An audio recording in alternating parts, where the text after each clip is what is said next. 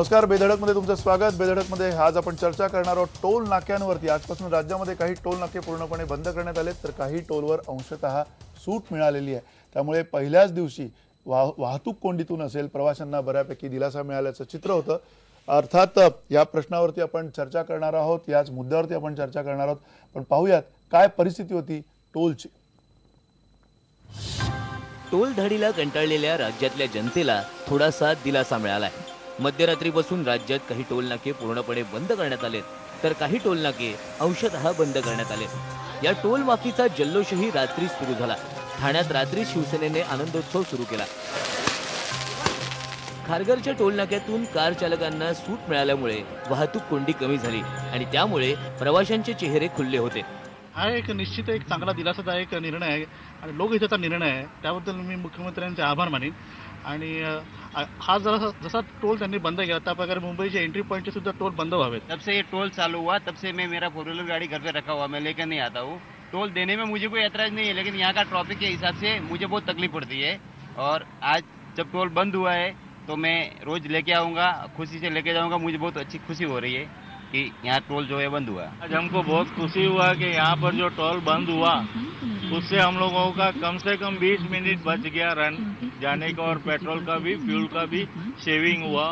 और हम टोल भरने के लिए तैयार है, टोल भरने के लिए ना नहीं बोलते, लेकिन ऐसा इझी पास का एक सिस्टम होना चाहिए। आम्ही नेहमी मुलुंडवरून येत असलो, ठाण्यावरून येताना मुलुंडलाही टोल द्यावा लागतो आम्हाला आणि ऐरोलीलाही टोल द्यावा लागतो। ह्या म्हणजे 5 मिनिटाच्या अंतरावरती आम्हाला 2 वेळा टोल भरावा लागतो। हे नाहक त्रास आहे। एक नजर टाकूया पूर्णपणे बंद करण्यात आलेल्या टोल नाक्यांवर। एकूण 12 टोल नाके बंद करण्यात आले। वडवळ टोल नाका, अलिबाग, पेण आणि खोपोली रस्त्यांवरती हा टोल नाका येतो। शिक्रापूर टोल नाका, वडगाव, चाकण आणि शिक्रापूर मार्गावर हा टोल नाका येतो। मोहोळ टोल नाका, मोहोळ, कुरुल, कामती या रस्त्यावरती हा मोहोळ टोल नाका येतो। भंडारा टोल नाका, वडगाव, चाकण आणि शिक्रापूर रस्त्यावरती हा भंडारा टोल नाका येतो। कुसळप टोल नाका, टेंभुर्णी, कुर्डुवाडी, बार्शी, लातूर या रस्त्यावरती हा टोल नाका येतो। अकोले टोल नाका, अहमदनगर, करमाळा, टेंभुर्णी रस्त्यावरती हा टोल नाका येतो। ढकांबे टोल नाका, नांदुरी टोल नाका, सप्तशृंगीगड, नाशिक, वणी रस्त्यावरती नांदुरी टोल नाका येतो। तापी पुलाजवळचा टोल नाका, भुसावळ, यावल, फैजपूर या रस्त्यावरती हा टोल नाका येतो। रावण टेकडी टोल नाका खामगाव वळणावरती येतो। तडाली टोल नाका, चंद्रपूरच्या रेल्वे ओव्हरब्रिजवरती हा टोल नाका येतो। हे सर्व टोल नाके बंद करण्यात आले। टोलबंदीबाबत राज्य सरकारनं घेतलेल्या निर्णयामुळे पुणेकरांना मोठा दिलासा मिळालाय। पुणे जिल्ह्यातील 2 टोल नाके कायमचे बंद करण्यात आले, तर इतर 4 टोल नाक्यांवर कार, जीप आणि एसटीला सवलत मिळाली आहे। तळेगाव चाकण रस्त्यावरील 23 किलोमीटर अंतरासाठी इथे टोल वसूल केला जात होता। 26 करोड रुपयाचा हा प्रोजेक्ट होता आणि 9 वर्षापासून इथे टोल वसुली सुरू होती।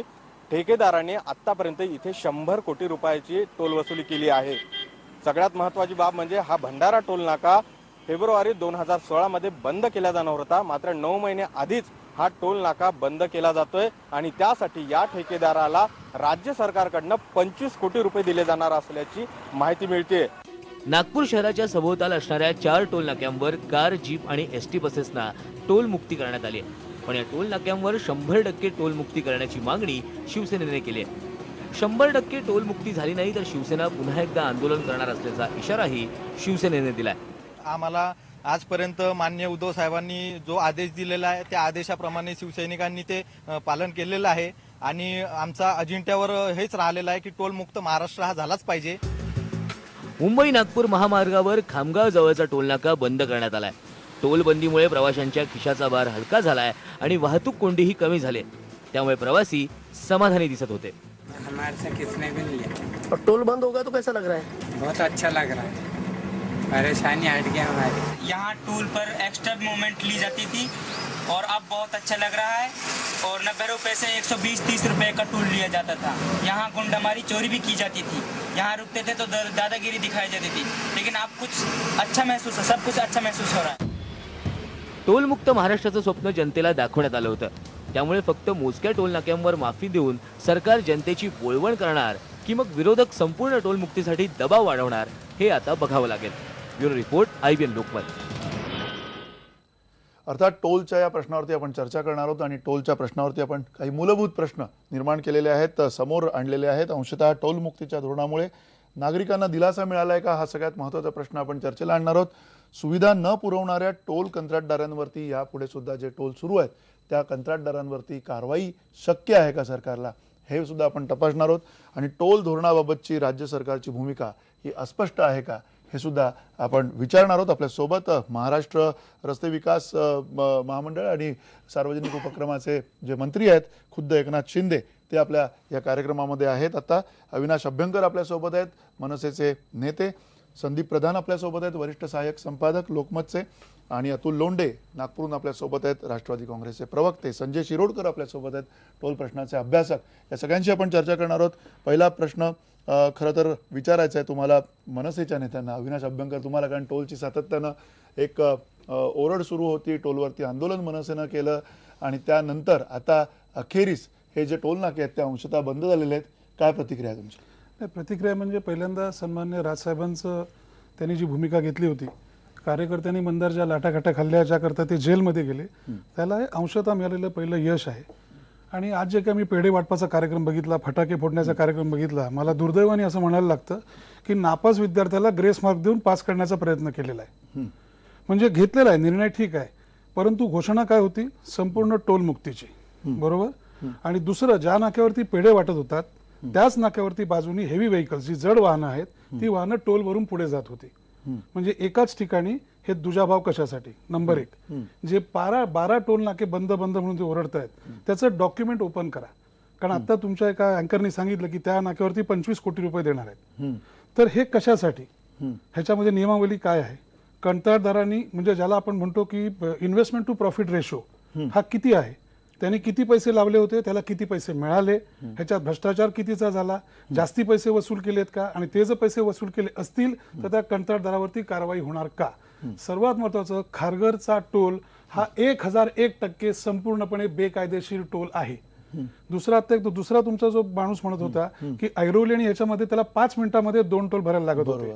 आता मी पुन्हा तो नियम सांगत नाही 40 किलोमीटरचा. आता सर्व इथे अभ्यासक आणि हुशार मंडळी बसलेली आहेत. त्यामुळे ठीक आहे, याची एक सुरुवात झालेली आहे, परंतु याचे काय ढोल तसे किंवा नगारे बनवण्याचं कारण नाही आहे. अजून हा दिलासा मिळाला आहे आत्ता वाटतंय, परंतु जो संपूर्ण लोड हा त्या हेवी व्हेकल्स वरती पडणार आहे, तर त्याचा जो भार आहे हा पुन्हा सामान्य लोकांवरतीच पडणार आहे का, हा मनातला पहिला प्रश्न आहे.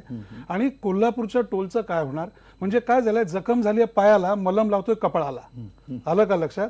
कारण मेन जो मलिदा आहे ना, जे लोणी आहे ना, ते लोणी MEPचे जे टोल आहेत, जो हा मधला टोल आहे खारघरचा एक्सप्रेसवेचा तो, आणि तिसरा कोल्हापूरचा, ज्याच्यावरनं प्रचंड मोठी ह्याची जर तुम्ही गोळाबेरीज केलीत आणि महाराष्ट्रातले सगळे टोल संपूर्णपणे बंद केलेत ना, तरी ह्याच्या जवळपास पण जात नाहीत, एवढी याची रिकव्हरी आहे. म्हणजे 2200 कोटीचं मी तुम्हाला सांगितलं मागच्या वेळेला, 1000 का 1200 कोटीवरती आजपर्यंत. इथे आता संजयजी बसले, त्यांना विचारा तुम्ही, 5000 कोटीची रिकव्हरी आहे. प्रत्येक टोल नाका भ्रष्टाचाराने पोखरलेला आहे आणि साधा आहे.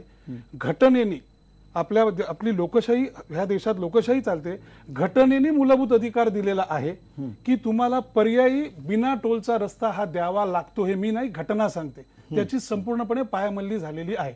आणि हे पहिलं डॉक्युमेंट, जे 12 टोल बंद केले, ह्याची डॉक्युमेंट्स ओपन करा की ह्याच्यामध्ये किती गुंतवले आणि किती मिळाले. एकनाथ शिंदे, तुम्हाला तुमच्याकडे थेट येतो, कारण पहिल्यांदाच तुम्हाला मला असं वाटतं की या प्रश्नाचं उत्तर द्यावं लागणार आहे की जे 12 टोल नाके बंद झाले, अविनाश अभ्यंकर म्हणतात त्याची डॉक्युमेंट जी आहेत ती तुम्ही खुली कराल का, हा सगळ्यात महत्त्वाचा प्रश्न. आणि त्याहीपेक्षा महत्त्वाचं म्हणजे जे आत्ताचं जे काम आहे, तुम्ही आत्तापर्यंत सत्तेत आल्यानंतर जे केलेलं आहे, इथून पुढे टोलच्या संदर्भात तुमचं धोरण काय असणार आहे?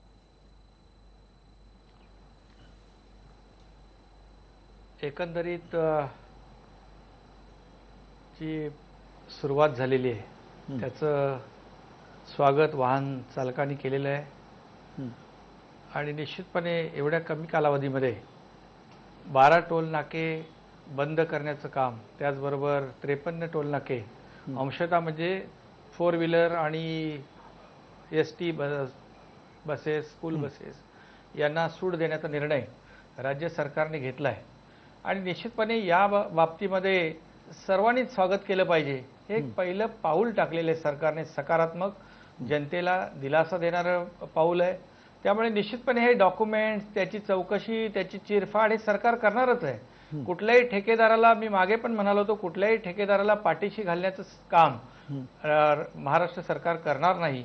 यापूर्वी देखील जे काही करारनामे झालेले आहेत त्या बाबतीमध्ये देखील या करारनाम्यामध्ये ज्या काही चुका असतील त्याही दुरुस्त कराव्या लागतील. परंतु जर संपूर्ण टोल नाके बंद करण्याबाबतीमध्ये अविनाशजी म्हणतायत, त्यांचं म्हणणं बरोबर आहे, परंतु काही आपण उदाहरणं यापूर्वी पाहिली. एखादा टोल बंद केला, तो ठेकेदार कोर्टात गेला, कोर्टाने तात्काळ राज्य सरकारला आदेश दिले टोल नाका सुरू करा. अशा प्रकारची कुठली पुनरावृत्ती होता कामा नये. यासाठी सरकार एक एक पाऊल पुढे जातंय आणि हे जे पाऊल आहे हे हा खरं म्हणजे मोठा निर्णय आहे. याचं सगळ्यांनीच स्वागत केलं पाहिजे. जनता आज स्वागत करते. आणखी काही सूचना असतील सांगा ना, सरकार बसलेलं आहे त्याची अंमलबजावणी करायला. नक्की. तुम्ही म्हणताय की एक पहिलं पाऊल आहे या दृष्टीने. अर्थात हे जे पहिलं पाऊल आहे संदीप, तुम्हाला वाटतंय की हे समाधानकारक पाऊल आहे? त्या अर्थाने सरकारने एक कुठेतरी सुरुवात का होईना ती केलेली आहे. गेले काही वर्ष जवळजवळ ही सगळी टोलची एक प्रकारची लूट चालू होती, ती लूट थांबली. त्या निमित्ताने किती अंशतः थांबले असं आपण म्हणायचं? नाही, एक गोष्ट आपल्याला मान्य करायला पाहिजे की एक कुठेतरी पाऊल सरकारने उचललेलं आहे. म्हणजे अगदीच जे काही होत नव्हतं ते नाही, पण आता कसं आहे की आपल्याकडे सुरुवातीपासूनच टोलला विरोध झालेला आहे. म्हणजे अगदी 92-93ला जेव्हा जयसिंगपूरच्या रस्त्यावरती पहिला टोल लागला 92ला, तेव्हाच आपल्याकडे त्याला विरोध झाला. त्याच्यानंतर 96 पासून ह्या टोलच्या माध्यमातून, बीओटीच्या माध्यमातून रस्ते करायला सुरुवात झाली आणि सातत्याने त्याच्यानंतर मग आपण असं बघत आलेलो आहोत की 2000 सुरुवातीला काय झालं की सुरुवातीला अनेक वेळा कामं करायलाच लोक पुढे येत नव्हती. कारण असं आहे की आधी पैसे आपण गुंतवायचे आणि नंतर त्याच्यावर टोल वसूल होणार, तर हे कसं यशस्वी होईल की नाही अशी भीती वाटत होती. आणि मग नंतर 2004 नंतर आपल्याला असं दिसतं की ह्याच्याकडे लोकांचा ओढा, म्हणजे जे व्यावसायिक आहे, कंत्राटदार आहे, त्यांचा ओढा निर्माण झाला. आणि मग आपल्याला दिसतं की ह्या माध्यमातून एक मोठ्या प्रमाणावरती असंतोष निर्माण झाला. कारण असं आहे की जे कोणी ह्या कंत्राट यांनी घेतली टोल वसुलीची, त्यांची झालेली आर्थिक प्रगती अल्पावधीत ही सुद्धा खूप लक्षणीय आहे. म्हणजे काही लोक तर फोर्ब्सच्या अब्जाधीशांच्या यादीमध्येच जाऊन बसले थेट. तर हे जे सगळं काही झालं त्याच्यानंतर लोकांचा ओढा झाला आणि मग असं झालं की एक चुरसच निर्माण झाली की एक रस्ता बांधायचा, टोल लावायचा आणि ते कॉन्ट्रॅक्ट मिळवायचं. त्यामुळे ह्याच्यातून हा असंतोष निर्माण झाला. पण माझं स्वतःचं वैयक्तिक मत आहे की कॉन्सेप्ट म्हणून ह्याला जो आज आता विरोध होतोय तर तो खूप चुकीचा आहे. कारण असं आहे की आपल्याला राज्य सरकारला दर वर्षाला 425 कोटी रुपये आता या कॉन्ट्रॅक्टर्सना द्यावे लागणार आहे. ज्या 53 पुलांचं जे अंशतः बंद केलंय आणि 2040 पर्यंत आपण 9000 कोटी रुपये देणार आहोत. आता राज्य सरकारची एकूण आर्थिक स्थिती लक्षात घेता हे पैसे आपल्याला भविष्यामध्ये आता त्यांना देत राहावे लागणार आहे. आणि हाच मुद्दा मुंबई एंट्री पॉइंटचे टोल बंद करण्याच्या बाबतीत सुद्धा आहे. कारण ते जर सगळे पूर्णपणे बंद करायचे झाले तर दर वर्षाला 3000 कोटी रुपये आपल्याला द्यावे लागतील. अतुल लोंढे, हा जो मुद्दा आता संदीप प्रधान यांनी सांगितला, ज्या पद्धतीने जे करार झालेले आहेत, हे करार तुम्ही कदाचित म्हणाल की 95 सालीच झाले होते, युती सरकार असतानाच झाले होते, पण तरी मधल्या काळामध्ये तुम्हाला सुद्धा संधी होती, राष्ट्रवादी काँग्रेसकडे ही सगळी खाती आलेली होती, त्यावेळेला तुम्ही या सगळ्या ज्या त्रुटी आहेत त्या का भरून काढल्या नाहीत? काय तुमचं स्पष्टीकरण आहे? एक गोष्ट आपण लक्षात घेतली पाहिजे मंदार, की झपाट्यानं महाराष्ट्राचा विकास व्हावा, रस्ते जे आहे की ते प्राणवाहिन्या आहे सगळ्या ट्रेडच्या आणि कॉमर्सच्या, त्या अनुषंगाने आपण सुरू केलं. पण जेव्हा त्रुटी अशा लक्षात आल्या त्याच्यानंतर जवळजवळ 42 टोल नाके जे आहे ते आपण रद्द केले. म्हणजे त्याच्यामध्ये जे काही त्रुटी समोर आलेल्या आहेत त्या नाकारण्याचं काही कारण नाही आणि तसा आमचा काही उद्देशही नाही. पण ज्या पद्धतीनं आपण उभं केलेलं आहे एवढं मोठं इन्फ्रास्ट्रक्चर, ते सुद्धा आपल्या डोळ्यासमोर दिसतंय. एक गोष्ट खरी आहे की सोयी सुविधा देण्याच्या बाबतीमध्ये जे चुकारपणा झालेला आहे त्याचा पण कुठेतरी लक्ष दिलं पाहिजे. आता ही जी अंशतः टोल माफी झालेली आहे, या टोल माफीच्या पूर्वी जिथे जिथे म्हणून आंदोलन झालं ते निवडणुकीच्या तोंडावर करण्यात आलेलं आंदोलन आहे. असं नाही की 2 वर्षापूर्वी 3 वर्षापूर्वीपासून आंदोलन केलं असेल. आणि जे काही आंदोलन झाले त्याच्यानंतर ज्या त्रुटी लक्षात आल्या त्या त्रुटीमुळे आपण त्याच्यावर कारवाई सुद्धा केलेली आहे. आता ही जी अंशतः टोल माफी केलेली आहे, सामान्य माणसाला जो दिलासा देण्याचा प्रयत्न आहे, हरकत नाही. पण आपण जर मेन टोल नाके बघितले, जे धोरण आहे, ज्या घोषणा होत्या निवडणुकाच्या अनुषंगाने, त्या घोषणा अशा होत्या की टोल मुक्त महाराष्ट्र आम्ही करणार, संपूर्ण टोल आम्ही रद्द करणार. आता जे टोल रद्द झालेले आहे त्याच्यातली वायबिलिटी गॅप सरकार देणार आहे की त्याच्यानंतर म्हणजे वायबिलिटी गॅप देत असताना जे जड वाहतूक आहे त्या जड वाहतुकीवर जास्तीचा टोल आकारला जाणार आहे. मग असं असेल तर 160% जवळपास खर्च जो आहे तो इनडायरेक्टली हा कन्झ्युमरवर पडणार आहे. म्हणजे कुठल्याही वस्तू जड वाहतूक जर घेऊन येत असेल आणि त्याच्यावर जर जास्त टोल लावला तर अल्टिमेटली तो जो बोजा आहे तो सामान्य लोकांवरून पडेल. म्हणून आपण जी घोषणा केली होती निवडणुकीच्या काळामध्ये की संपूर्ण टोलमुक्ती करणार आपण, तर आपल्याला त्यावेळेस म्हणजे सकल राज्याचं उत्पन्न आणि एकूण आपल्यावर असलं कर्ज याचा जर आपण विचार केला तर 17% आहे. म्हणजे आपण असं म्हणू शकत नाही की विरोधी पक्ष हा कधी सभागृहामध्ये नव्हता आणि त्याला महाराष्ट्राची आर्थिक परिस्थिती माहीत नव्हती. नाही, ठीक आहे, ठीक आहे. सकल उत्पन्नाच्या जर 17% जे रेशो असेल तर आपण पैसे उभे करू शकतो. आपण जे वचन दिलेलं आहे ते पूर्ण केलं पाहिजे. ठीक आहे, हे वचन पाहिजे आपण याच्यातनं. ठीक आहे, तुम्ही म्हणताय की ह्याच्यातनं हे पूर्ण केलं पाहिजे, वचन जे दिलेलं आहे ते पूर्ण केलं पाहिजे. अर्थात एकनाथ शिंदे तुम्हाला हा प्रश्न विचारायचा आहे जो मगाशी संदीप प्रधान यांनी सुद्धा उपस्थित केला. त्यांचं म्हणणं आहे की लगातार जर का 2040 पर्यंत मला वाटतं जर का हे आता येणाऱ्या काळामध्ये जर का पैसे द्यावे लागले राज्य सरकारला तर 4000 कोटी रुपये हे आपल्याला चुकवावे लागणार आहेत. याच्यामध्ये कितपत 9000 कोटी तुम्हाला चुकवावे लागणार आहेत सरकारला. कितपत तथ्य या सगळ्या आकड्यांमध्ये कितपत तुम्हाला वाटतंय की हे इतके पैसे देणं आपण आता खरं तर गरजेचं झालेलं आहे? नाही, या बाबतीमध्ये मगाशी ज्या हेवी व्हेकल्सवर जास्तीचा भार पडेल का अशा प्रकारचा एक प्रश्न होता. तर त्या बाबतीमध्ये सरकारने निर्णय घेतला आहे की कुठल्याही परिस्थितीमध्ये त्यांच्यावरचा भार वाढता कामा नये, किंबहुना जो कन्सेशन पिरियड आहे तोही वाढवता कामा नये. यावर्षी 425 कोटी रुपये सरकारला द्यावे लागतील हे खरं आहे. परंतु संदीपजींनी जो मगाशी विषय 9000 कोटीचा केलाय त्या बाबतीमध्ये देखील सरकार गांभीर्याने विचार करतंय की यापुढे हे 9000 कोटी किंबहुना जे काही भरपाई द्यावी लागेल त्यामध्ये आपल्याला काय करता येईल. निश्चितपणे सरकारकडून ते जे काही पैसे त्यांना भरपाई जाणार आहे त्यामध्ये आपण आणखी काय या बाबतीत पर्याय उभा करू शकतो, किंबहुना कुठल्याही ठेकेदाराला शासनाचे पैसे सरकारचे पैसे कुठल्याही परिस्थितीमध्ये अधिकचे जाता कामा नयेत याची काळजी निश्चितपणे सरकार घेईल. कुठल्याही ठेकेदाराला किंबहुना ठेकेदार चुकीच्या पद्धतीने तिथे त्याची आकडेवारी सांगत असेल त्याच्यावर सरकार विश्वास ठेवणार नाही. सरकार स्वतःची यंत्रणा उभी करून आज ज्या प्रमाणामध्ये वाहनं जात आहेत या सगळ्याची आकडेवारी सरकार गोळा करते. त्यामुळे निश्चितपणे आज जरी 405 किंवा 425 कोटी रुपये द्यावे सरकारला लागतील, हे कायमस्वरूपी द्यावे लागतील असं मी म्हणणार नाही. ओके, तुम्ही म्हणता की कायमस्वरूपी द्यावे लागणार नाही, तुम्हाला वाटतं की कायमस्वरूपी द्यावे लागणार नाही? कसं आहे, आता त्यांची यंत्रणा उभी राहते असं ते नाही, हा विषय नाहीये. कसं होतं, आता प्रधानजींनी म्हणलं की 425 आणि 3000 हे पैसे समजा आपण 3500 कोटी घटकावर असं पकडा सरकारला द्यायला लागतील, टोटल 9000 कोटी द्यायला लागतील. तुम्ही जेव्हा गाडी विकत घेताना तेव्हा त्याला टॅक्सचा कॉलम पहिल्यांदा बघा. काही लाख कोटी रुपये ऑलरेडी वसूल झालेले आहेत जे राज्य शासनाच्या नियमाप्रमाणे रस्ते विकासाकरता वापरायला लागतात. त्यामुळे हा ऍडिशनल बर्डन पडणार नाही, हे तुमच्याशी मी अत्यंत जबाबदारीने बोलतोय. बरोबर आहे. सेकंडली, जसं मी तुम्हाला सांगतोय की 100% टोल 100% महाराष्ट्रातले 100% टोल ह्याच्यामध्ये डिफॉल्ट आहे म्हणजे आहे. प्रत्येक डॉक्युमेंटचं व्हायोलेशन झालेलं आहे. मग ते सर्व्हिस रोडचं असेल, त्या ठिकाणी टोल कलेक्शनचं असेल, त्या ठिकाणी मिळणाऱ्या पावत्या. म्हणजे कोल्हापूरला तुम्ही जर केस घेतलीत तर हातात पावत्या देत आहेत ते.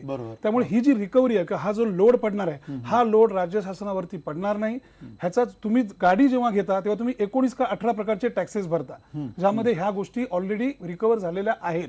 आणि जेव्हा एखाद्याला जर तुम्ही खारघरचा टोल बघितला तर त्याच्यामध्ये 100 नाही 200% डिफॉल्ट आहे. त्यामुळे त्याला पैसे द्यायला त्याच्याकडनं पैसे घ्या.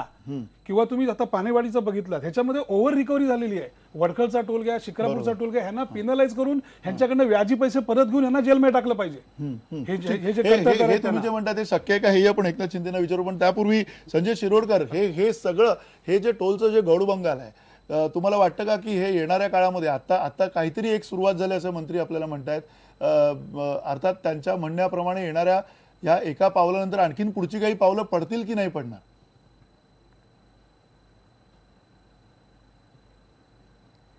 बेसिकली आता जे निर्णय घेतलेला आहे, मग हे सरकार असो ज्यांनी 12 आणि 53 हा रोशो दिलेला आहे. मागचं सरकार असो ज्यांनी 42 बंद केले, त्याच्याही मागे 1.5 वर्षापूर्वी 65 बंद केले. स्वागत आहे, सगळी सरकारचं स्वागत आहे. कुठेतरी सुरुवात झालेली आहे. परंतु जेव्हा हे करताना जेव्हा बऱ्याच लोकांची भाषा ऐकू येते की इतके कोटी द्यायला लागतील, तितके कोटी द्यायला लागतील, तितके कोटी द्यायला लागतील. माझा मूळ मुद्दा आहे की ते खरंच द्यायची गरज आहे का? कारण 1996च्या पथकर धोरण, बीओटी धोरण जे आहे पीडब्ल्यूडीने केलेलं, त्याच्यामध्ये स्पष्ट उल्लेख आहे, स्पष्ट की 20% हा जर परतावा मिळत असेल तर तो पुरेसा ग्राह्य धरला जाईल. हे लक्षात घ्या. ROI, रिटर्न ऑन इन्व्हेस्टमेंट, हा 20% ऍव्हरेज असेल तर तो ग्राह्य धरला जाईल. आणि त्याच्यानंतर 1996 नंतर 2003, 2006, 2009 आणि 2014 हे 4 धोरणं जी झालेली आहेत त्याच्यामध्ये कुठेही 20चा आकडा जो आहे हा कधी 30, 40, 50 गेलेला नाहीये. त्याच्यामुळे 1996चा जो आकडा आहे की कुठल्याही प्रोजेक्टमध्ये 20% जास्त जर रक्कम मिळाली असेल, रिटर्न ऑन इन्व्हेस्टमेंट, परतावा ज्याला म्हणतात, तर तो पुरेसा प्रॉफिट धरला जाईल असं क्लिअर कट आहे. त्याच्यामुळे मागचे 65 किंवा 45 किंवा आताचे 12 जे बंद केलेले आहेत त्याच्यामध्ये बेसिकली हे 20% जर जास्त परतावा मिळालेला असेल आणि जो डेफिनेटली नाही 100% मिळालेलाच असणार आहे. कारण ज्या पद्धतीने एक भंडाऱ्याचं उदाहरण तुमच्याच एका रिपोर्टरनी दाखवलेलं आहे त्या पद्धतीने म्हटलं तर माझ्या मते हे काही 400 कोटी 9,000 कोटी जो काही बायबॅक अमाऊंट जी द्यायची गरज असते, माझ्या मते ती द्यायची गरज लागणार नाही. दुसरी गोष्ट की ऑलरेडी तुम्ही आता 1996 पासून बीओटी धोरण आलेलं आहे, बरोबर आहे. पण जो 1958 पासून जसं अभ्यंकर साहेबांनी मेन्शन केला की ज्याच्यामध्ये जो ट्रान्सपोर्ट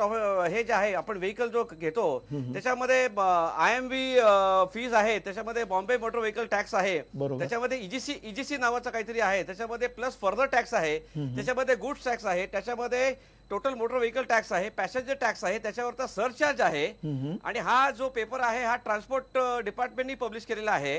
हे जे ऍव्हरेज वर्षाला 4,000 पासून 5,000 आणि काही काही ठिकाणी वर्षाला 10,000 कोटी जे 1958 पासून जे वसूल केलेले आहेत, बीओटी धोरण तर 1996 पासून आलेले आहेत. पण मग 1958 पासून जे पैसे जो टॅक्सेस वसूल केलेला होता ते कुठे गेलेले आहेत? त्याच्याबद्दल कुठलाही आमदार, कुठलाही खासदार, कुठलाही मंत्री, कुठलाही मुख्यमंत्री हे जे अब्जावधीचे टॅक्सेस गोळा केलेले आहेत त्याच्याबद्दल उत्तर देताना दिसत नाहीये. हे लक्षात घ्या. नक्की एक अगदी थोडक्यात तुम्हाला थांबवतो. एक छोटासा मी येतो की हा 20% परतावा. हा नक्की शिरोडकरजी तुमच्याकडे येतो मी पुन्हा. अर्थात ही चर्चा आपण चालू ठेवणार आहोत, पण हा जो पैसा आहे ऑक्ट्रायचा असेल किंवा इतर जे काही अप्रत्यक्ष त्याच्यामधले कर लावलेले असतील व्हेकल घेताना, वाहन घेताना, ते पैसे कुठे गेले, त्या पैशाचा ताळमेळ काय आहे, त्या पैशातनं येणाऱ्या काळामध्ये जो काही रखरखाव करायचा आहे, जो काही मेंटेनन्स करायचा आहे या सगळ्या रस्त्यांचा, तो करणं शक्य आहे का, हे पण आपण एकनाथ शिंदे यांना विचारूयात. आणि आणखीन काही महत्त्वाचे प्रश्न आहेत एकनाथ शिंदे यांना आपल्याला विचारायचे आहेत थेट एका छोट्याशा ब्रेकनंतर.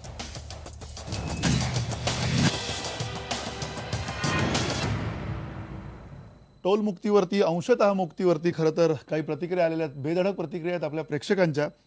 अश्विन विश्वनाथ राऊत म्हणतायत टोल प्रत्यक्ष बंद झाला याचा आनंद मानावा की याच्या बदल्यात सरकारी तिजोरीतून या टोल कंपन्यांना पैसे देणार याचं दुःख करावं. विनायक खरात म्हणतायत आश्वासन पूर्ण महाराष्ट्र म्हणजे पूर्ण महाराष्ट्रात टोल मुक्तीचं दिलं होतं, हे लक्षात राहू द्या. धोंडप्पा नंदे म्हणतायत महाराष्ट्राला संपूर्ण टोल मुक्ती मिळाली नसली तरी या निर्णयामुळे काही प्रमाणात दिलासा मात्र नक्कीच मिळालेला आहे. आकाश पाटील म्हणतायत अंशतः टोलमुक्ती करून सरकार जनतेची दिशाभूल करण्याचा प्रयत्न करत आहे. आणि श्याम ठाणेदार म्हणतायत 12 टोल नाके बंद करून निवडणुकी दरम्यान दिलेल्या आश्वासनाची पूर्ती करणाऱ्या राज्य सरकारचे आभार. अर्थात या सगळ्या पार्श्वभूमीवरती पुन्हा एकदा एकनाथ शिंदे तुम्हाला थेट हाच प्रश्न विचारायचा आहे. एक तर अप्रत्यक्ष कर आहेत, रस्ता कर आहे, हे सगळे कर तुम्ही घेतातच या सगळ्या वाहन खरेदी करतानाचे, त्या व्यतिरिक्त तुम्ही सरचार्ज घेताय. म्हणजे जवळजवळ युती शासनाच्या काळापासून आधीच्या 95 सालपासूनच्या काळामध्ये जेव्हा केव्हा तो 96 किंवा 98 साली आला असेल, जो सरचार्ज 1 रुपया घेतला गेलेला आहे आत्तापर्यंत पेट्रोलवरती आणि एकूण इंधनांवरती, CNG असेल, डिझेल असेल, सगळ्यावरती मुंबईमध्ये जो 1 रुपया सरचार्ज घेतला गेलेला आहे, जो अधिभार घेतला गेलेला आहे, त्याचे पैसे किती आत्तापर्यंत शासनाच्या तिजोरीमध्ये आलेले आहेत, ते त्या पैशाची काही मोजदाद झाली का? त्या शासनात त्या पैशाचा हिशोब आणि वसुली जी आहे केवळ टोलची वसुली असं मानलं जातं, त्याचा कुठे ताळमेळ घेतला गेलेला आहे का?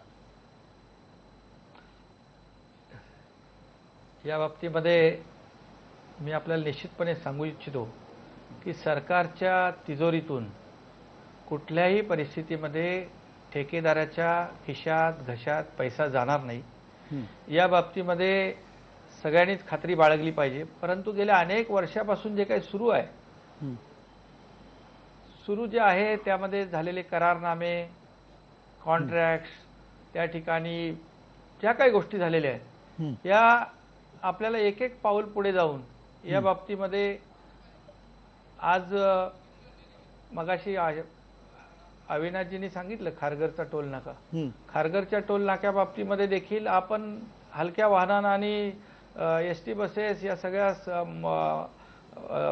स्कूल बसेस यांना सवलत देऊन एक सुरुवात तर केलेली आहे ना चांगली. नाही पण भाई तुमच्याकडनं अपेक्षा डोंगरा एवढ्या होत्या. तुम्ही आश्वासनं आम्हाला दिली होती निवडणुकीच्या अगोदर की आम्ही टोल पूर्णपणे बंद करू, आणि तुम्ही मुंबई एंट्री पॉईंट पण अजून त्याच्यावरती काही ठोस निर्णय घेतलेला नाहीये. ठाण्यात पण एंट्री करताना आम्हाला पैसे द्यावे लागतात बरेचसे. बरं त्याच्यात सुद्धा इतकी जाम आहे, ट्रॅफिक जाम असतं, सगळं इंधन त्याच्यामध्ये वाया जातं, काही तास वाया जातात मध्ये. नाशिक हायवे असेल, इकडनं यायचं असेल, दुसऱ्या कुठल्याही ठिकाणून ठाण्याला येताना टोल द्यावाच लागतोय.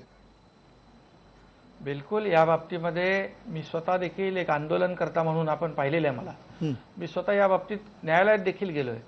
ही जो काय जनतेचा उद्रेक आहे, जनतेला जो काय त्रास होतोय, त्यामधून दिलासा देणारा निर्णय सरकारने घेतलेला आहे. मुंबई एंट्री पॉईंटच्या बाबतीमध्ये देखील ॲडिशनल चीफ सेक्रेटरीच्या अध्यक्षतेखाली एक कमिटी अपॉइंट केलेली आहे.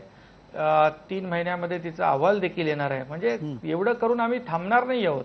हे टोल नाके 12 टोल नाके आणि 53 टोल नाक्याचा निर्णय झाला की सरकारचं दायित्व संपलं, अशा प्रकारची कुठलीही भावना सरकारमध्ये नाहीये.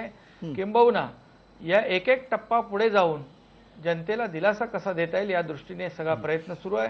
त्याचबरोबर जे काही कराच्या माध्यमातून लोकांच्याकडून पैसे वसूल केले जात आहेत त्याचाही ताळमेळ निश्चितपणे सरकार घेतल्याशिवाय राहणार नाही. कुठला एकही पैसा, सरकारचा जो पैसा आहे तो जनतेचा पैसा आहे, ही भावना सरकारमध्ये आहे. त्यामुळे हे जे काय गेल्या अनेक वर्षापासून टोलच्या माध्यमातून किंबहुना या सगळ्या बाबतीमध्ये जे आपले माझ्यासोबत माझे मित्र सहकारी अभ्यासक आहेत, निश्चितपणे त्यांना जे काही लक्षात येईल त्यांनी निश्चितपणे आणून द्यावं. आपण एक बैठक मुख्यमंत्र्यांकडे लावू. या बाबतीमध्ये कुठल्याही परिस्थितीमध्ये कुठलाही सरकारचा पैसा, कुठल्याही जनतेचा पैसा या सरकारच्या तिजोरीतून या टोल कंपन्यांना जाणार नाही, अशा प्रकारचं माझं स्पष्ट मत आहे. पुन्हा अतुल लोंढे, तुम्हाला प्रश्न विचारायचा आहे. ज्या पद्धतीनं सातत्यानं गेले अनेक वर्ष आपण बघतो ही टोलची जी काही धुळफेक झालेली आहे, अनेक ठिकाणी टोलचे 2 कोटी रुपयाचे टोल असताना त्याचे 65 कोटी रुपये वसुली झाले, तरी सुद्धा त्याच्यानंतर बायबॅक आपण करायचे सगळे कराराच्या करारावरती बोट ठेवून करतोय. हे सगळं जे आहे येणाऱ्या काळामध्ये तुमच्याकडे तर अधिक माहिती असणार आहे, तुमच्या पक्षाकडे सुद्धा या संदर्भात अधिक माहिती असणार आहे. हे सगळं लवकरात लवकर विरोधी पक्ष म्हणून तुम्ही याच्या विरोधात आवाज उठवून बंद करायला मदत करणार आहात की नाही? मंदार, नक्कीच सामान्य माणसाला या सगळ्या गोष्टींमध्ये दिलासा मिळालाच पाहिजे, सामान्य माणसाचा फायदा झालाच पाहिजे याच्यामध्ये. पण एक गोष्ट आपण लक्षात घेतली पाहिजे की 1995 नंतर ज्या झपाट्यानं प्रगती झाली त्या झपाट्यानं 2004 नंतर 2005 नंतर मोठ्या प्रमाणावर व्हेकल वाढल्या. जर आपण आरटीओ मधले रजिस्ट्रेशनचा वेग जर बघितला तर लक्षात येईल की इकॉनॉमीमध्ये जसा बूम आला तसा व्हेकल खरेदी करण्याचा पण जो आहे सपाटा जो आहे तो फार मोठ्या प्रमाणावर वाढला.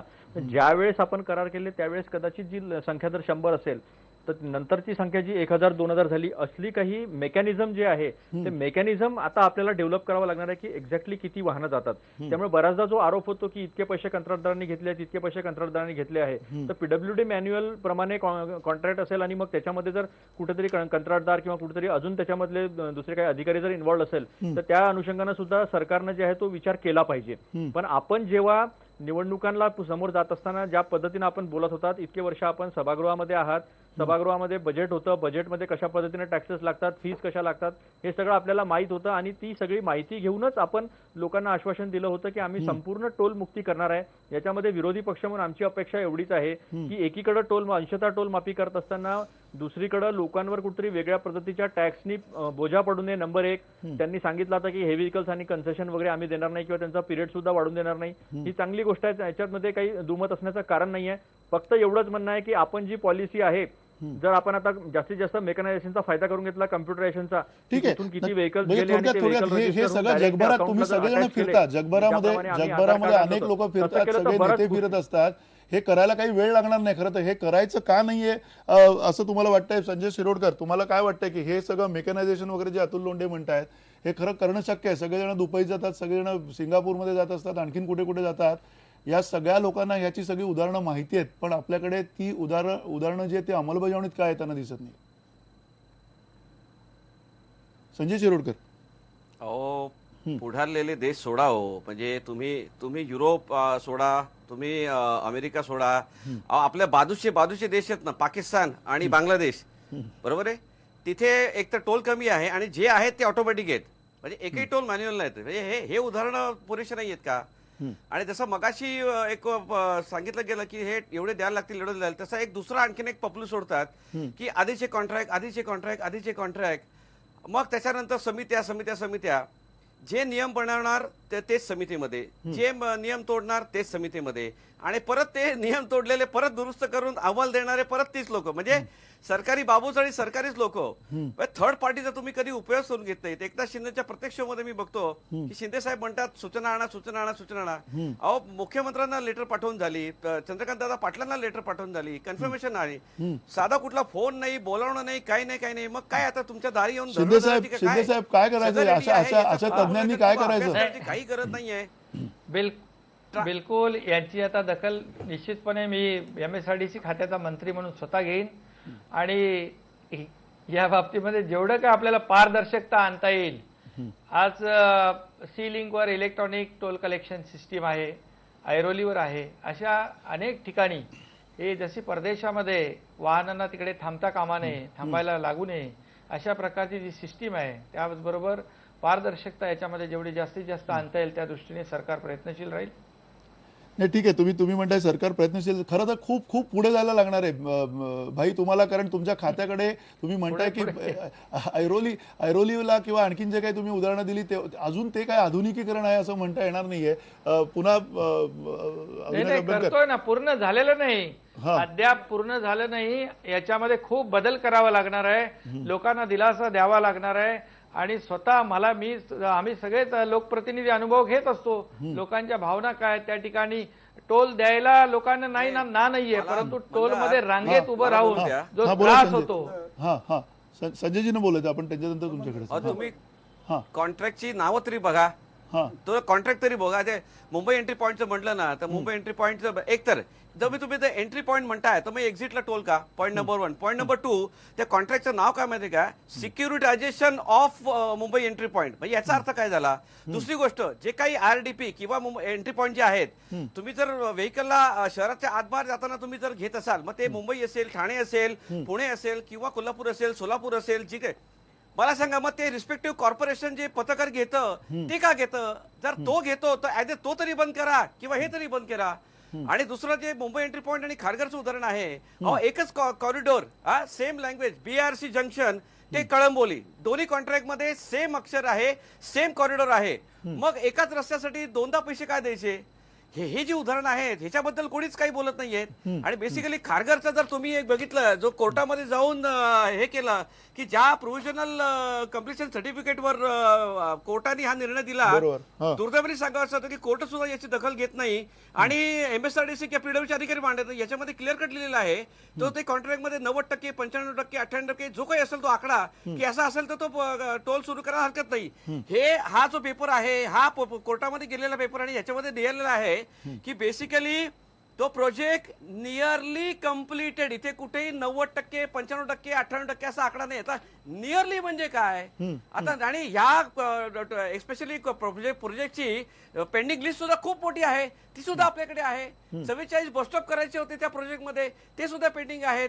कम्प्लीट कॉरिडॉर करायचा होता 25 ते 25चा, तो नाहीये. म्हणजे बेसिकली हा जो कॉग्निझन्स आहे हा एक्झिक्युटिव्ह इंजिनियर लेवललाच घेतला गेला पाहिजे. मी तर म्हणतो ना, एकनाथ शिंदे साहेब किंवा मंत्री यांनी, मी तर म्हणतो ना, एवढा तोशील घ्यायची गरजच नाहीये. त्यांनी फक्त या जे इंजिनियर लोक आहेत ज्यांना एवढं एम्पॉवर करून ठेवलेलं आहे, यांच्याकडे त्यांचे डोक्यावर बसून यांच्याकडे तरी काम करून घेतलं ना, तरी यांना जनता दुवा देईल. पण दुर्दैवाने जे नियम बनवतात, जे कॉन्ट्रॅक्ट बनवतात, तेच तोडतात, तेच सपोर्ट करतात आणि मग जनतेच्या मागे बऱ्याचशा म्हणजे नाही, नक्की नक्की जनतेच्या बाजूनी काहीही होत नाही. नाही, बरोबर, अगदी तुमच्याशी सहमत आहे. अगदी मी सुद्धा वैयक्तिक त्या रस्त्यांवरनं जात असं सहमत आहे. भाई, तुम्ही काहीतरी येणाऱ्या काळामध्ये ठोस असं आश्वासन देऊ शकणार आहात का? कारण अर्थातच या सगळ्या पार्श्वभूमीवर बघितलं, ज्या कारणांसाठी आम्ही टोल देतो, मुंबई एंट्री पॉईंटला ज्या कारणांसाठी टोल देतो, त्या सगळ्या फ्लायओव्हरची सुद्धा परिस्थिती वाईट आहे. त्या फ्लायओव्हरवरनं गाडी जाताना सुद्धा अनेक म्हणजे गावातले रस्ते बरे वाटतात अशी परिस्थिती अनेक फ्लायओव्हर्सची आहे. त्याचं तरी तुम्ही इन्स्पेक्शन करणार आहात की नाही? वैयक्तिक जाऊन त्या फ्लायओव्हर्सवरती जाऊन तुम्ही इन्स्पेक्शन कराल का? कारण त्याचं सुद्धा कुठेही रखरखाव झालेला दिसत नाहीये. नाही, बिलकुल यामध्ये ज्या काही तुमच्या भावना आहेत त्या जनतेच्या भावना आहेत. आणि टोल ज्या ठिकाणी घेतला जातो तो रस्ता, तो फ्लायओव्हर सुस्थितीत असला पाहिजे. आणि जर तो सुस्थितीत ठेवण्याचं काम जर तो ठेकेदार करणार नसेल तर त्याच्यावर निश्चितपणे कारवाई सरकारच्या वतीने केली जाईल. मी स्वतः त्या ठिकाणी फिरेन, बघेन.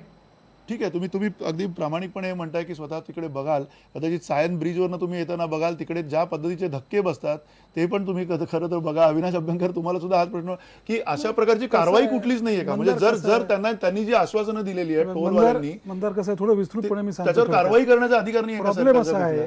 प्रॉब्लेम असा आहे की मागच्या सरकारने जी चूक केली त्याच्यावरतीच हे पेरतायत. प्रश्न असा आहे, निर्णय ठोस पाहिजे होता. अंशता दिली, थोडी दिली, जड ना सोडलं, हलक्यानं थांबवलं, असं चालणार नाही. तुम्ही लोकांना काय शब्द दिला होता की आम्ही संपूर्ण महाराष्ट्र टोलमुक्त करू. नंबर 1. नंबर 2, हे जे काही मी सतत सांगतोय तुम्हाला, हे जे काही आपण बोलतोय ही निष्फळ चर्चा आहे. आता जर black and white document produce झालं असतं कुठल्याही एका टोलचं 12 बंदपैकी, तर इथे आम्ही चर्चेला बसू शकलो नसतो. संजय सकट ते स्वतः इथले तज्ज्ञ आहेत. नंबर 2, ह्यांनी कुठल्याही परिस्थितीत एका विशिष्ट कंपनीला सोडून इतर टोल सर्व का बंद करायचा घाट घातलाय? दुखणं कुठे आहे? एमईपी पॉइंटला हजारो कोटी रुपये वसूल झालेले आहेत. एक तरी टोल नाका बंद करा. ह्याच्यात बेसिक फ्लॉ तुम्ही आता शिरोडकर साहेबांना विचारा.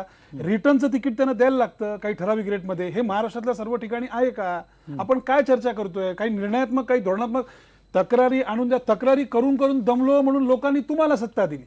तुम्हाला सत्ता दिल्यानंतर तुम्ही पहिलं सत्कर्म काय केलं? तर तो खारघरचा टोल लादलात 1200 कोटी रुपयाचा. हे पहिलं आल्या पहिल्या 2 महिन्यातलं कारण असं दिलं की तो कोर्टात गेला, त्याच्यावर स्टे घेता आला असता. तो स्टे घेतला नाही. त्याच्यामध्ये आत्ताही त्यांनी सांगितलं, मी सांगतो अभ्यासपूर्ण 100% डिफॉल्ट त्या टोलमध्ये आहेत. महाराष्ट्र हे जे आता चालू आहे ह्याच्यावर साधा माझा प्रश्न आहे मंत्री महोदयांना. MSRDC स्वायत्त संस्था आहे, बरोबर?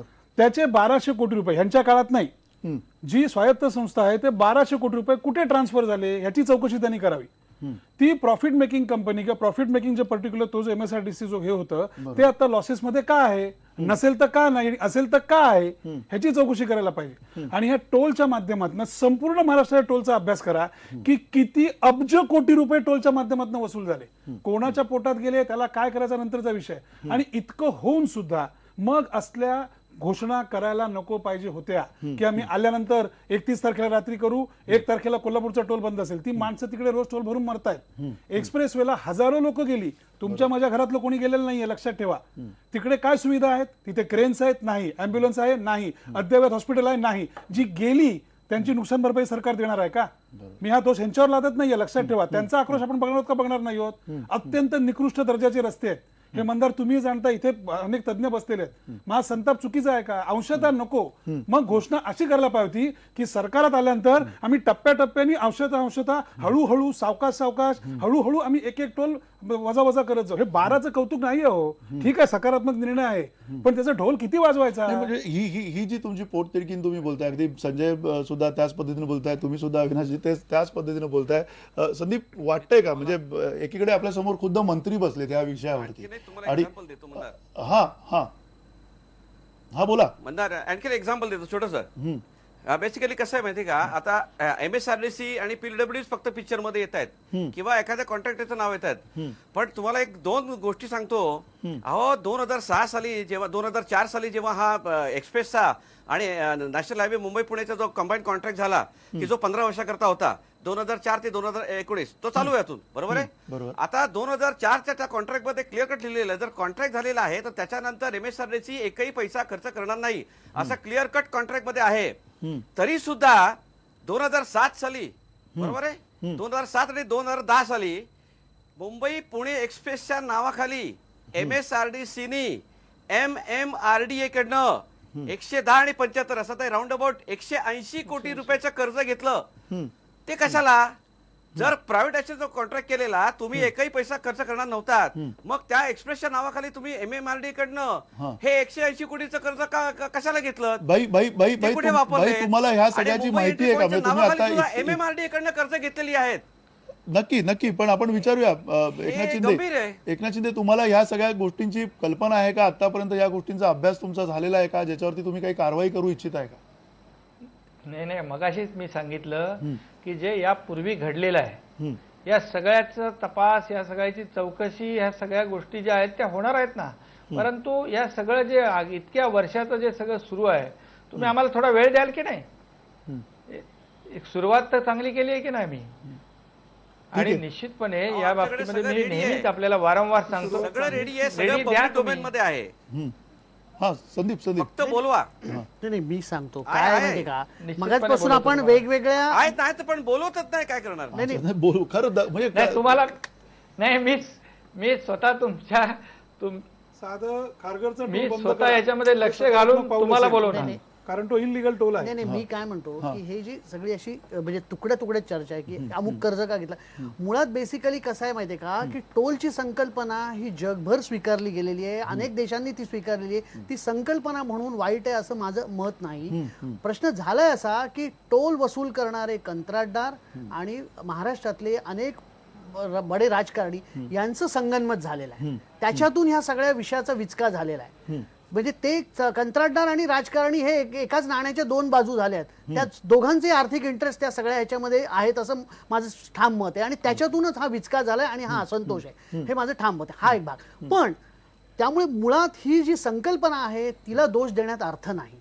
ती असं आहे, माझं काय म्हणणं आहे की 92ला सुरुवात झाली, 91ला आपण खुली अर्थव्यवस्था स्वीकारली, त्याच्यानंतर बदललेलं जे जग आहे आपलं, आज ह्या आपण आता जिथं बसलो आहोत त्याच्या आजूबाजूला आज अनेक मोठे टॉवर उभे राहत आहेत. त्याच्यामध्ये कोट्यवधी रुपये किमतीची घरं आहेत आणि त्यात खरेदी करणारे ग्राहक आहेत किंवा घरांच्या किमती एवढ्या गाड्या सुद्धा आहेत गाड्या आहेत. त्यामुळे हा एका ज्यांच्याकडे 2 किंवा 2 पेक्षा अधिक गाड्या आहेत त्यांचा हा विषय नाही. हा विषय आहे तो एका मध्यमवर्गीयाचा आहे की जो हौसेनी गाडी घेतो आणि तो गाडी घेऊन विकेंडला तो फिरायला जातो, त्याचा आक्रोश आहे. आणि हा जो मध्यम वर्ग आहे त्यालाच केंद्रीय बिंदू करून आज अनेक निर्णय केंद्र सरकारही घेत आहे, राज्य सरकारही घेत आहे. त्याच मध्यम वर्गाला केंद्रबिंदू ठरवून आपल्या सिरियलमध्ये सुद्धा नायक आणि नायिकांनी केव्हा एकमेकाला प्रपोज करायचं हे सुद्धा ठरवलं जातं. एक मिनिट मला मंदार 1-2 मिनिटं. त्यामुळे हा मध्यम वर्ग हाच एक केंद्रबिंदू ठरवून जे निर्णय होत आहेत त्याच्यातून हा प्रश्न आहे. माझं म्हणणं असं आहे की याच्यातला भ्रष्टाचार दूर झाला, याच्यामध्ये पारदर्शकता आली, ज्या सोयी सुविधा देणं गरजेचं आहे त्या जर दिल्या गेल्या तर मला असं वाटतं की कॉन्सेप्ट म्हणून ही जगभर स्वीकारली. ठीक आहे की या संकल्पनेला विरोध नाहीये, पण या संकल्पनेचा ज्या पद्धतीनं गैरफायदा घेतला आणि तो गैरफायदा याच्यासाठी झालाय तो नेक्ससमुळे झालाय, कंत्राटदार आणि राजकारण्यांच्या नेक्ससमुळे झाले. सॉरी एक्झॅक्टली यांचे हे म्हणताय ते बरोबर आहे, पण काय परदेशात जे टोल आहेत ना सुपरहिट फिल्म आहे. एकच मिनिट मला आणि आपल्याकडे जे टोल नाके आहेत ना ही अत्यंत हॉरर फिल्म आहे. Horror film. आणि सेकंडली कसं आहे ह्याच्यामध्ये की कुठेही पारदर्शकता नाही. परदेशात जेव्हा तुम्ही टोल भरताना ते तुम्हाला थांबायला लागत नाही, तुम्ही नुसतं ऑटोमॅटिक तुमचं हे बघा, तुम्ही जर चांगल्या सोयी जसं आता प्रधान म्हणाले की जसं तुम्ही चांगल्या सोयी सुविधा दिल्यात ना, ज्या नियमात आहेत, ज्या हक्काच्या आहेत, ज्या लोकशाहीत द्यायला लागतात त्या जर दिल्यात तर लोक टोल भरतील. परंतु आता जसं यांनी म्हटलं की मध्यम वर्गीयांना दिलासा देणार, एक मिनिट शेवटचं वाक्य सांगतो, जर हा मध्यम वर्गीयांना दिलासा देण्याचा प्रयत्न असेल तर मग जड वाहनांवरचा ज्यातनं फळं, भाज्या, दूध ह्या गोष्टी येतात, या अत्यावश्यक सेवा त्यातनं वजा करायला पाहिजे, तर तो मध्यम वर्गाने दिलासा मिळेल. आणि परदेशाची तुलना करायला जाऊ नका, आपल्याकडे उलटा भ्रष्टाचार खाली गेलाय तर वर यायला अनेक वर्ष लागणार आहे. ते आपण पण म्हणजे ही सगळी निराशा आहे, आपण सातत्याने या सगळ्या निराशावादक गोष्टी बोलतोय, पण त्यातनं काही निष्पन्न होताना दिसत नाहीये आणि त्यातनं अधिक निराशेकडे आपण जातोय. संजय, तुम्हाला काय म्हणायचं संजयजी, ज्या पद्धतीनं हे सगळं म्हणजे विस्फोट झालेला आहे या सगळ्या धोरणाचा? संकल्पनेबद्दल मला आक्षेप नाहीये, परंतु तुम्ही जेव्हा उदाहरण देता, प्रदेशातील जेव्हा उदाहरण देता ना, तेव्हा एक तर रस्ते बघा, सुविधा बघा, आणि दुसरी गोष्ट कुठल्याही देशामध्ये त्यांच्या टोटल जे रोड नेटवर्क आहे, रस्त्याचे जाळे आहे, त्याच्या 2% जास्त टोल रोड नाहीयेत, हे लक्षात घ्या. हे विसरतायत, जेव्हा सांगतात ना तेव्हा हे विसरतायत. आपल्याकडे महाराष्ट्रामध्ये आता जेवढं रस्त्याचं जाळं आहे, मग ते नॅशनल हायवे असेल किंवा स्टेट हायवे असेल, आजच्या घडीला 20% जास्त रोडवर टोल आहे, हे लक्षात घ्या. बरोबर. जेव्हा आपण जी बाहेरची उदाहरणं देतो तेव्हा ह्याचं काय, आज अशी धारणा झालेली आमची की आज नवीन प्रोजेक्ट आला म्हणजे तो टोल रडच होणार.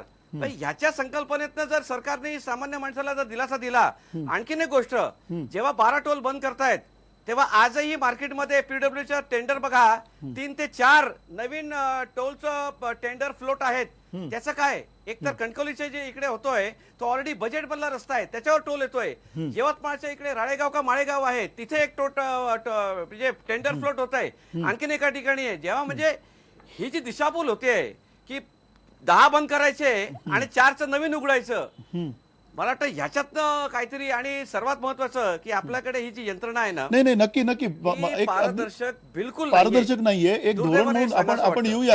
एकनाथ शिंदे तुमच्याकडे मी येतो, पण त्यापूर्वी पुन्हा अतुल लोंढे तुम्ही एक मुद्दा मांडलाय मगासपासून. तुम्ही सातत्यानं पक्षाच्या धोरणाचा एक मुद्दा मांडलाय की टोल संपूर्णपणे जे आश्वासन दिलं होतं त्याप्रमाणे बंद केलं पाहिजे. ठीक आहे, त्या पलीकडे तुमच्याकडे काय मुद्दा आहे? कारण त्या पलीकडे तुम्ही सुद्धा ही काही धोरणं अपेक्षित होती ती राबवलेली नाहीयेत. आता इथून पुढे कुठल्या मुद्द्यातनं तुम्ही सरकारकडे जाणार आहात आणि सरकारला सांगणार आहात की ह्या गोष्टी बंद करा किंवा या गोष्टी सुरू करा म्हणून? नाही मंदार, एक गोष्ट तुम्ही लक्षात घ्या की आपण एखादं धोरण राबवतो, जेव्हा विकास होत असतो तो आर्थिक विकास, सामाजिक विकास हा सोबत चालत असतो. आणि मग तो होत असताना आपण एखादं धोरण जेव्हा राबवतो त्या धोरणातल्या त्रुटी आपल्याला कालांतराने लक्षात येतात. आता ज्या त्रुटी आपल्या लक्षात आल्या त्या संदर्भामध्ये आपण बोलतो आहे.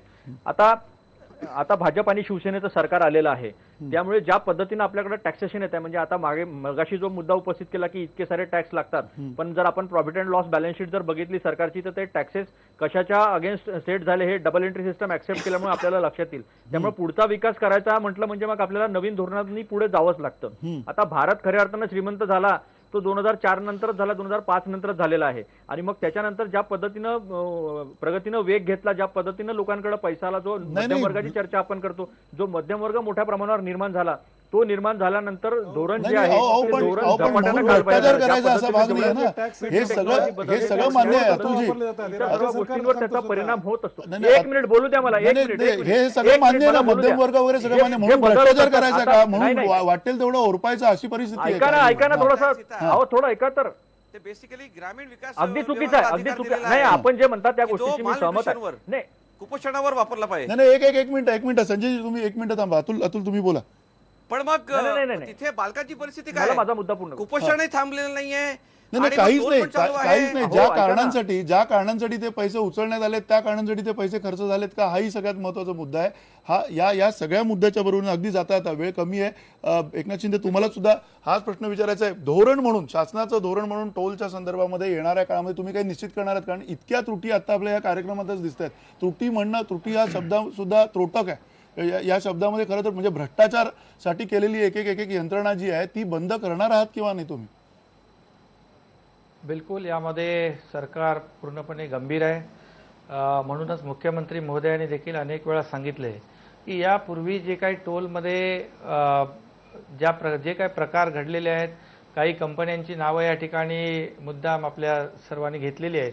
आणि म्हणून हे सगळे करारनामे असतील, किंबहुना त्या टोलमध्ये पारदर्शकता असेल, त्या टोलवर वाहनांना थांबायला वेळ, म्हणजे त्या ठिकाणी त्यांची कोंडी होता कामा नये, या सगळ्या ज्या गोष्टी आहेत त्यामध्ये कशी सुसूत्रता महाराष्ट्रामध्ये आपल्याला आणता येईल या दृष्टीने सरकार गांभीर्याने विचार करतंय. काही तज्ज्ञ मंडळी यावर काम करतायत.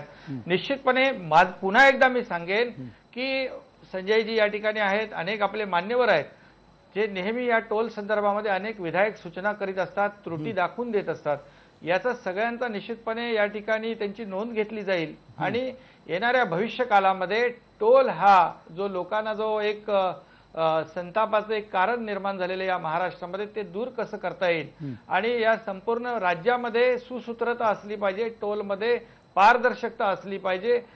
लोकांना कुठल्याही परिस्थितीमध्ये असं वाटता कामा नये की हे जे टोल कंपन्या आहेत ते टोल कंपनी आणि सरकार हे मिळून जनतेची लूट करते, ही जी काही भावना गेल्या अनेक वर्षापासून निर्माण झालेली आहे ती कुठेतरी पुसून काढण्याचा प्रयत्न राज्य सरकार करेल. ठीक आहे, तुम्ही म्हणता राज्य सरकार करेल. अगदी जाता संदीप, थोडक्यात टोळधाड जी आहे ही सगळी ही बंद होईल का? म्हणजे टोलला आपल्याला विरोध नाही हे सगळं मान्य आहे, पण त्यातनं होणारी जी टोळधाड आहे ती बंद होण्यासाठीचं जे काय जी मानसिकता लागते, जी राजकीय इच्छाशक्ती आहे ती यांच्याकडे दिसते का? संपूर्ण टोळधाड बंद होणार नाही हे आजच आता स्पष्ट झालेलं आहे.